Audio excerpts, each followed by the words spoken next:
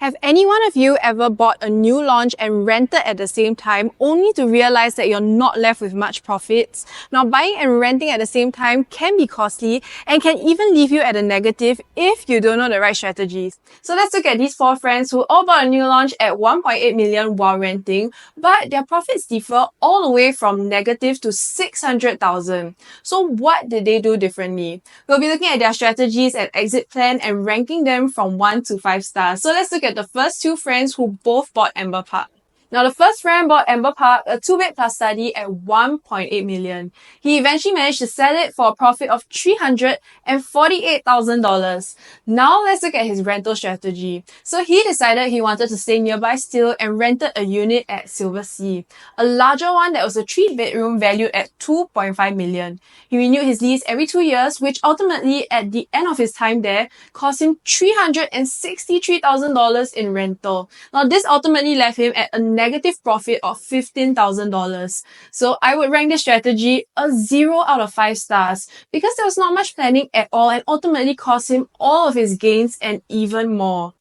Moving on to the second friend who also loved Marine Parade and bought Amber Park at the same price, same size, and made the same amount of profit. But he had a different rental strategy. So instead, he decided to go with One Amber, a 2-bedroom that had cheaper rental, and property was valued at the same as his purchase, 1.8 million. Instead of renewing his lease every 2 years, he decided to go for a long-term lease of 4 years. Now, this decision ultimately had a positive impact on his profits as he was able to walk away with $161,000 after deducting rental. So this strategy gets a 3 out of 5 stars for foresight and planning with the tenancy, but points deducted because ultimately renting and buying a property of the same value cost him half of his profit.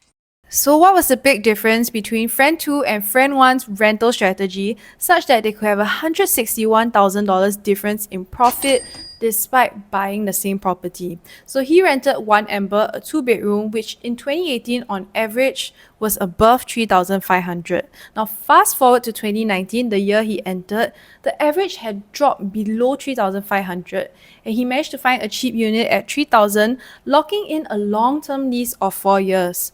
This foresight and planning would prove to protect him later on when prices rebounded. But what would have happened if instead he renewed every 2 years like friend 1? Let's look at the prices in 2021. It shot back up and on average it was close to $4,000 for the same size. So he could have ended up paying $1,000 more every month in rental.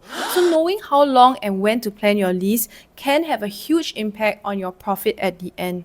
But that begs the question, when do we know to take a longer lease and when to take a shorter lease? So if you look at One Amber as an example, had you rented in 2022 or 2023 when prices peaked, it would be more advisable to go for a shorter term lease versus today in 2024 where the price of rent has dropped. This is the best time to lock in a long-term lease. Now let's look at the third friend who was able to lock in $500,000 in profit using the same rental strategy as the second friend. But why the difference? Now her success lies in her purchase strategy. So instead of using the same 1.8 million to get a 2-bed plus study at Marine Parade, she did her research and instead got a 4-bedroom at Riverfront Residence in Hougang, where she found that there was high demand for units of that size. So ultimately, the cheaper rental, longer lease, as well as higher profit margins enable her to make $500,000. So I would give this strategy a 4 out of 5 stars because her planning enabled her to balance her preferences of staying in Marine Parade with the rental, but still having a safe purchase strategy. So then you might be wondering, what is a 5 out of 5 star strategy? Let's look at the last friend who also bought Riverfront Residence and made the same amount, but did her rental a bit differently. So instead of renting a property that was similar in value to her purchase, she instead decided to go for one that is lower, a 1-bedroom, and also locked in a long-term lease. Now this ultimately left her with $87,000 in terms of rental by the end of her time there, which ultimately gave her a profit of $600,000, $100,000 more than the third friend. Now this strategy gets a 5 out of 5 stars because both the rental and the purchase prioritizes the safety of the exit margin. So what is our takeaway? It isn't necessarily to say everybody needs to rent a 1 bedroom. That would be impossible.